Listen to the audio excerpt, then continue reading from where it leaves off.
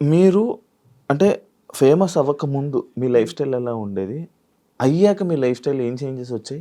చాలా పెద్ద చేంజెస్ అండి. అది చిన్న చేంజెస్ కాదు. హ్మ్. అసలు ఫేమస్ అవ్వకముందు హ్మ్. నా పరిస్థితి నా సిట్యుయేషన్ చాలా ఘోరంగా ఉండేది. హ్మ్. హానెస్ట్‌గా చెప్తున్నాను, దాచిపెట్టుకోవడానికి ఏమీ లేదు. హ్మ్. ఫైనాన్షియల్‌గా ఒక స్టేజ్ వరకు బాగానే ఉన్నాం. పాప పుట్టే వరకే తను వర్క్, నేను వర్క్ చేసుకునేవాళ్ళం. నేను పాప పుట్టాక నేను మానేశాను. హ్మ్. టీచింగ్ మానేశాను, ఇంట్లో ఉన్నాను. హ్మ్. సో, మా హస్బెండ్ తెలిసి తెలియక కొన్ని కమిట్మెంట్స్ ఇవ్వడం వల్ల అంటే ఇట్లా రొటేషన్ అంటారు కదా హ్మ్. ఫైనాన్షియల్‌గా. హ్మ్. సో, అందులో లాస్ అయిపోయి హ్మ్. మొత్తం రోడ్ మీదకొచ్చేసాం. హ్మ్. హ్మ్. మొత్తం రోడ్ మీదకి. అంటే ఎలా అంటే తినడానికి బియ్యం కూడా లేవు. అదే.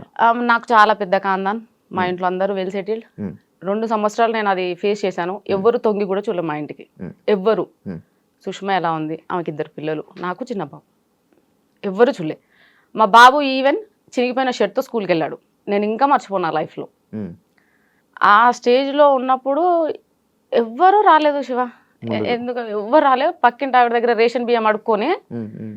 మేము పెట్టాం. అప్పుడు మా హ్మ్. హస్బెండ్ జాబ్ చేయట్లేడని కాదు. హ్మ్. పాపం ఒక్కరోజు గూడంగా బంక్ కూడా కొట్టడు. హ్మ్. రెగ్యులర్‌గా వెళ్తాడు. కానీ ఏంటంటే అది ఆటో డెబిట్ వల్ల హ్మ్. సాలరీ పడగానే ఆటో డెబిట్. హ్మ్. రెంట్ ఎలా పే చేస్తాం? రేషన్ ఇవి 2 అయితే కంపల్సరీ గదా! ఒక హ్మ్. మనిషికి ఫుడ్ అండ్ షెల్టర్ అది చాలా నీడ్. పక్కా. హ్మ్. కంపల్సరీగా అది. హ్మ్. అది ఎలా తెస్తాం? హ్మ్. ఆల్రెడీ ఆయనకు కావాల్సినయన్నీ తెలిసిన వాళ్ళ దగ్గర అక్కడిక్కడ డబ్బులు తెచ్చేసాడు.